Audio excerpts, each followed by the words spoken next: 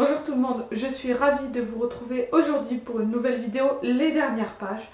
Donc j'ai, comme d'habitude, 3 livres à vous présenter, mais avant ça, je voulais vous parler rapidement de quelque chose.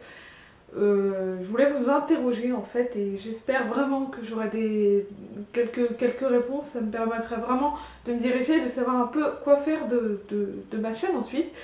Donc c'est tout simple en fait, depuis quelques mois maintenant j'ai instauré ce nouveau rendez-vous, les dernières pages, qui a eu plusieurs noms, c'est-à-dire suivez lecture, mes dernières lectures et enfin les lectures des moments et les dernières pages, qui est un nom que j'aime plutôt bien.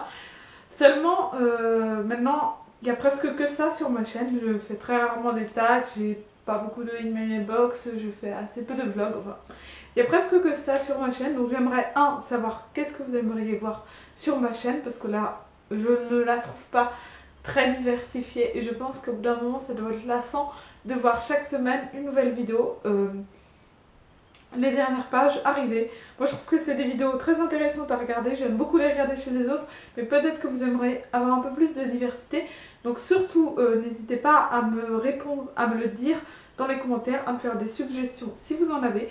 Donc dans les commentaires sur YouTube, sur Twitter, sur Facebook, sur ce que vous voulez, mais voilà, ce serait vraiment très chouette de votre part de me répondre. Et deuxième question que j'ai à vous poser, c'est un peu du même genre, c'est-à-dire est-ce que vous préférez les vidéos, les dernières pages comme ça, dès que j'ai terminé 3 ou 4 livres, donc là en général c'est 3, ou est-ce que vous aimeriez que ce soit plus espacé, quitte à ce que ces vidéos-là soient un petit peu plus longues, mais qu'elles soient un peu plus espacées, histoire que ça ne vous force pas, entre guillemets, chaque semaine à regarder la nouvelle vidéo pour pouvoir savoir où j'en suis dans mes lectures.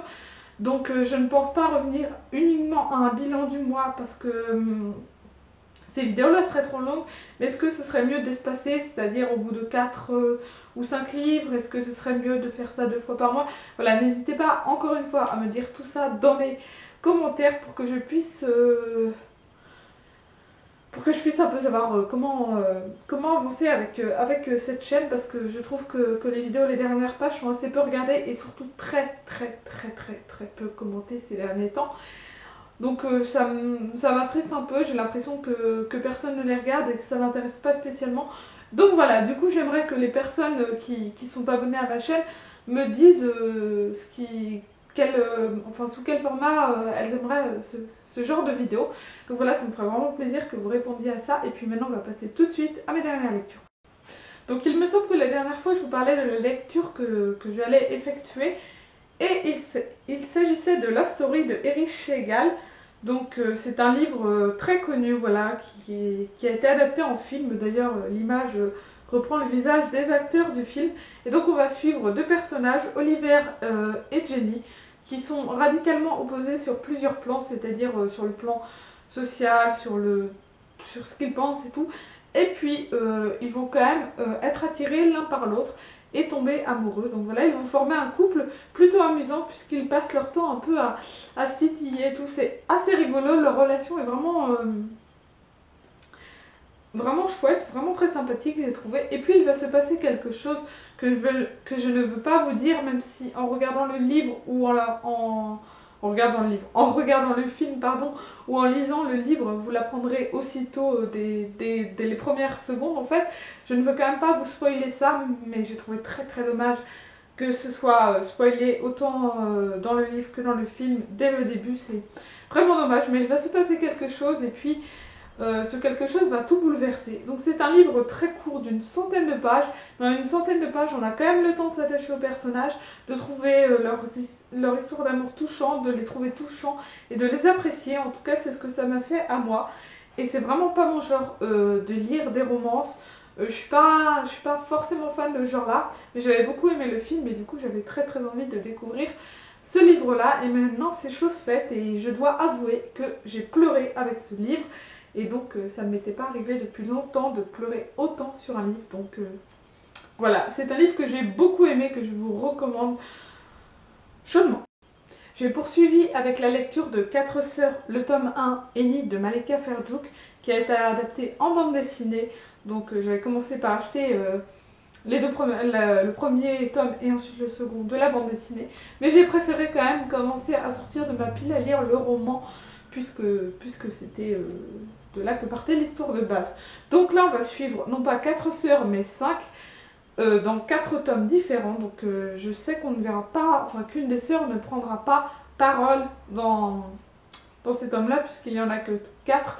Je sais que Charlie, donc, qui est la sœur la plus âgée, qui a 23 ans, ne va pas prendre parole, si je ne me trompe pas de sœur en tout cas. Je crois que c'est elle. Donc on va suivre 4 sœurs. La plus jeune s'appelle Enid, elle a 9 ans, et c'est le personnage principal, entre guillemets, de ce roman, c'est elle qui nous parle, mais pas que, et les autres personnages, ses sœurs, ont également leur importance. En tout cas, là, on va plutôt suivre Enid, donc, qui vit avec ses 4 sœurs dans le château qu'elles ont hérité après le décès de leurs parents 1 an plus tôt. Si je ne me trompe pas, ça fait 1 an. Et donc Enid elle entend un fantôme et elle n'arrive pas à convaincre ses sœurs et les adultes et tout ça. Elle n'arrive à convaincre personne que c'est vrai et elle est persuadée d'entendre un fantôme. Donc voilà, on va suivre Enid et puis ses sœurs dans leurs aventures. C'est des personnages que j'ai bien aimés, elles ont chacune un caractère bien à elles.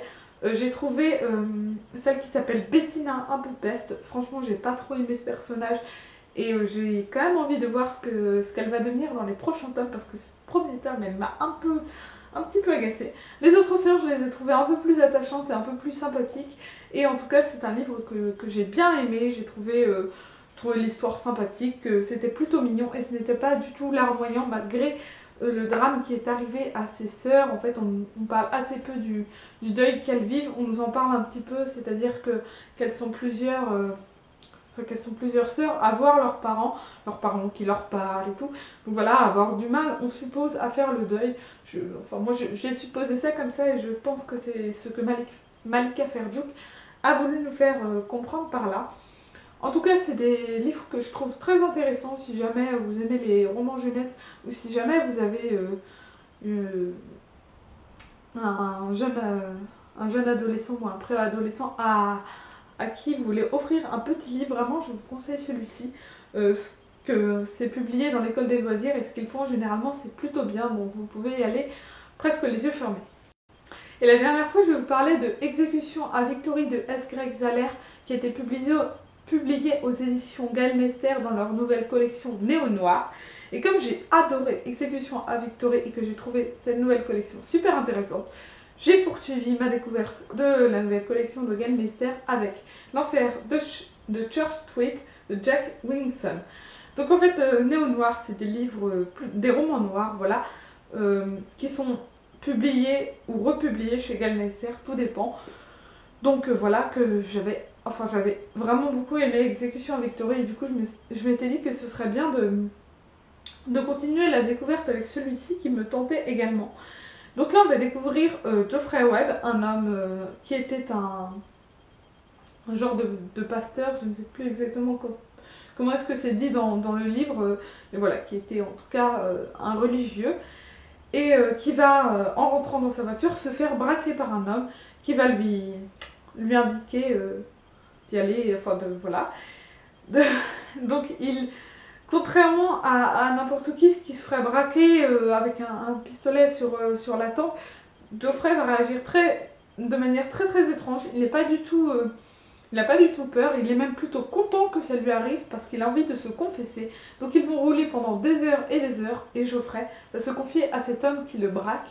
Il va confier ses péchés et ce qu'il a fait de mal, et il estime mériter ce braquage en fait. Donc on découvre son histoire au fur et à mesure du livre, c'est-à-dire qu'on a le début, on va voir les deux hommes, mais ensuite on se concentre vraiment sur l'histoire de Geoffrey. On va apprendre à découvrir un peu plus cet homme et ce qu'il a fait. Il se trouve en fait qu'il va se retrouver, qu'il s'était retrouvé dans une situation totalement horrible par un malheureux concours de circonstances et par les mauvais choix qu'il a fait. Et donc voilà, du coup il se confesse et c'est ce qu'on va découvrir dans ce livre que j'ai personnellement beaucoup aimé. Je trouvais l'ambiance assez noire, voilà, parce que on ne sait pas ce qui va se passer, on sait que l'homme raconte, on sait qu'il est toujours en vie, donc il raconte ça, mais qu'est-ce qu'il a fait encore et encore, parce qu'il a fait plusieurs choses de mal, et donc on va les découvrir dans ce livre. Donc moi j'ai beaucoup aimé le livre. J'ai trouvé ça un peu dommage qu'on ne voit pas plus souvent les deux hommes dans la voiture, qu'on ne nous en parle pas un petit peu plus, qu'on ne connaisse pas plus que ça les réactions de l'autre homme qui entend toutes ces horreurs en fait. Donc voilà, c'est vraiment le petit point négatif que je pourrais reprocher à ce roman, que j'ai beaucoup aimé mais que j'ai quand même moins apprécié que Exécution Victory, qui est très très très différent, hein, ceci dit, mais j'ai beaucoup plus aimé Exécution Victory qui m'a bien plus convaincue en fait pour le moment. Mais en tout cas c'était quand même une chouette lecture et vraiment vraiment je vous recommande de découvrir cette collection. Moi je vais prochainement lire Pike, dont j'ai oublié l'auteur, qui est le 3e livre publié dans la collection Néo Noir et qui cette fois est une republication de Galmester. Et en tout cas apparemment c'est un livre très très noir, donc ça promet une lecture un petit peu qui va me faire un petit peu frissonner, et ça j'ai vraiment très très hâte de vous la présenter. Ce sera fait prochainement je pense. Pour le moment je ne sais pas encore ce que je vais lire après, donc je pense tout simplement que cette vidéo va s'arrêter là. Je vous dis à tous à bientôt. J'espère que vous avez découvert de bons livres également, des livres qui vous ont surpris, qui vous ont plu, et n'hésitez surtout pas à m'en parler. Et n'hésitez pas également à répondre à ma question comme je vous l'ai dit, ça me ferait vraiment plaisir. En attendant, je vous souhaite de très très bonnes lectures pour la suite.